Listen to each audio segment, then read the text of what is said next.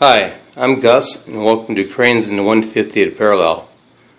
Today we're going to just look at the current crane that I'm working on. Just trying to tweak some stuff. I'm running split drums now on everything. I started out with the boom with split drums so I can run one continuous cable. And then I decided to do that with my hoist because I was having the problem of when you come up and down, the block would want to jerk, would go like that, unless you had a load on it. I mean, a heavy load too. So I'm running a continuous cable, and now the only movement I get is maybe a little bit of back and forth like that, which is kind of nice because you don't have to worry about your cable coming off the shivs or getting in a bind or anything like that. In this case, it's fishing line, but not cable. But I like to call it cable. So you can see the two. I don't know if we can see it here, but let's see the two here. You see the two shivs there, and the cable comes over the top and down. And actually, this is a return line right here. Well, no, they both feed out. I shouldn't say that. So they both feed out, and you can see the turnaround in here, and that's where that turnaround right there. That's basically where the end of the cable. So over here on the jib, also run a split drum. You see they're not wrapping properly. So I'm thinking I'm having an issue with alignment. But over here we're running a 16 part, kind of a homemade block, which they all are, but for me. But this is a little bit more, just store-bought parts, no machining or cutting, just washers and some shivs and some bolts and a latch from Ace Hardware there, right here, with its own little swivel. So I got lazy and I decided to throw something together. Cheek blocks, look at that, cheek blocks. Okay, and my spreader bar, of course. We can take a look at the rigging here. Running 4 cables actually altogether. So I was intending on picking a 2,000 ton scale load, which I did pick it. That's why I have a rigging on there. And the trouble was a couple things. First, the load was my toolbox, and it just doesn't look that good. Toolbox going up with a bunch of shit in it. So I'm going to wait till I can just get a stack of metal and do it again with metal, with a nice stack of metal.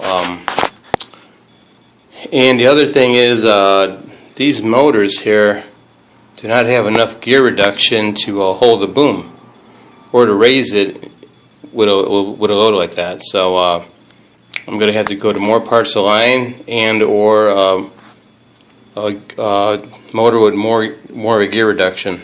So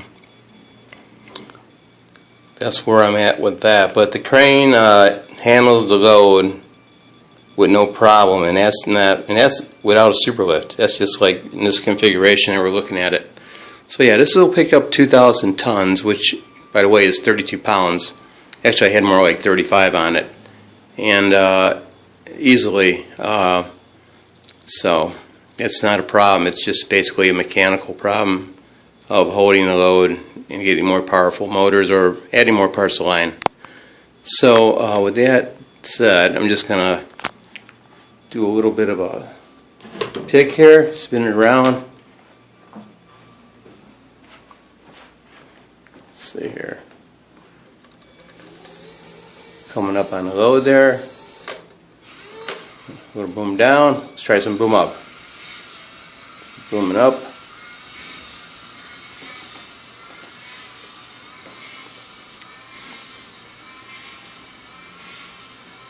As you can see, everything's independent. See that main block going up, going down. A little forward aft movement, but there is no side to side, so everything stays nice and straight. Little swing going here. Swinging and booming up, hoisting down.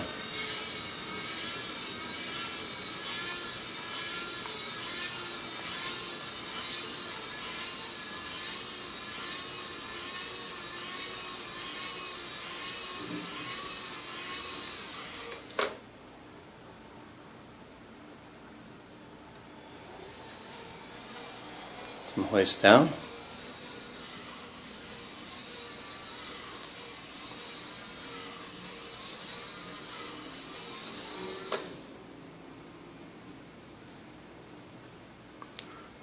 So anyways, that's where we're at. Just been trying to refine a couple little things, and that's probably it for a while. You know, I might be adding a love to it eventually again, but we'll see.